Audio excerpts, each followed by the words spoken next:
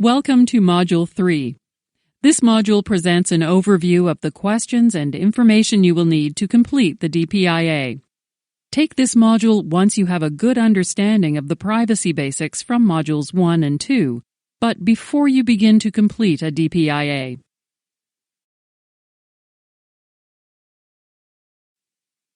You may recall from Module 1 that DPIAs are required when the potential of high risk to data subjects exists. If the threshold assessment determines the proposed activity is risky, a DPIA is mandatory. The goal of a DPIA is to describe the processing activity, identify potential risks, and document Biogen's mitigation steps. First, let's review the key parties involved in the DPIA process. The business owner is responsible for completing the DPIA. To do so, they must include information gained from their vendors, IT partner, and information security. They then consult the Global Privacy Office, GPO, to ensure the content effectively demonstrates privacy by design and that appropriate mitigation is in place. They may also answer any questions about the DPIA process or how to appropriately complete it. Now let's cover key elements of the DPIA. Was vendor due diligence done?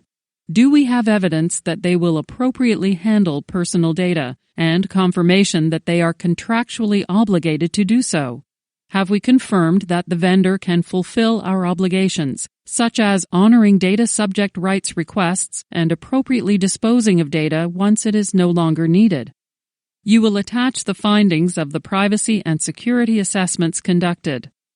If we are using vendor data centers, we need to know their location. Will the data be transferred outside the data subject's home country? Certain additional contractual protections may be required. For example, to transfer EU personal data to the US, standard contractual clauses are required. This should have been covered during the vendor contracting process, and the GPO will help confirm.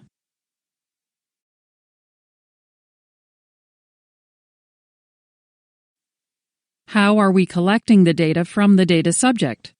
Is it collected directly from the subject, such as in person, on the phone, or input into a website or mobile app?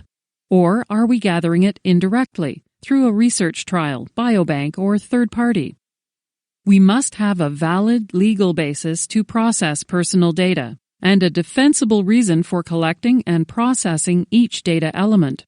The four most common legal bases are legitimate interest, compliance with a contract, legal or regulatory requirement, and consent, but others exist.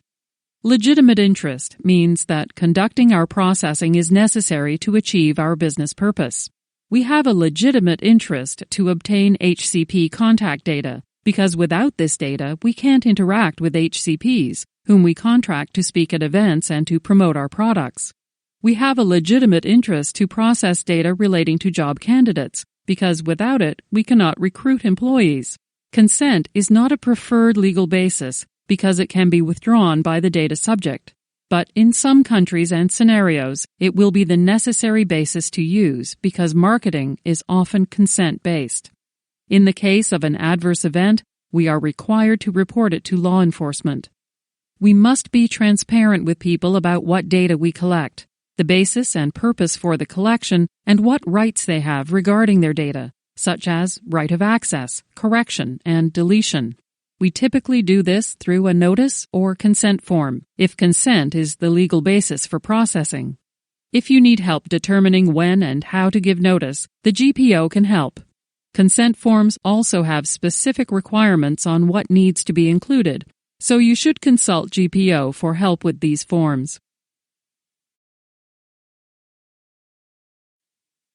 Be sure to give a good overview of the entire scope of the processing activity. Attach the data flow diagram if you can to help explain and document where the data is going and how it is being used. Privacy regulations require us to only collect the data relevant and necessary to the project. Consider other solutions to achieve the same outcome without the data.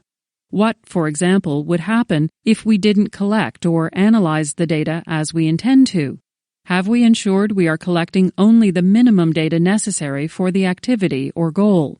We need to show that controls have been put in place to ensure the data is protected and only used for the purposes intended. The key technical controls that protect confidentiality, integrity, and access should be highlighted. Additionally, include any policies and procedures that govern the process and ensure proper use. A crucial last step of the DPIA is identifying and assessing potential risks to ensure that they have been appropriately mitigated. Remember, according to the regulator-defined criteria, the proposed processing carries potential risk to the data subject that they could be harmed or negatively impacted by this processing. Harm could be physical, emotional, or material. Consider what actions or activities might create those harms, how likely they are, and what the impact would be. What have you done to reduce the impact or likelihood? You might put training, processes, or security and/or masking in place, or physically isolate the data. The GPO and DPO will help you validate whether any remaining residual risks are acceptable.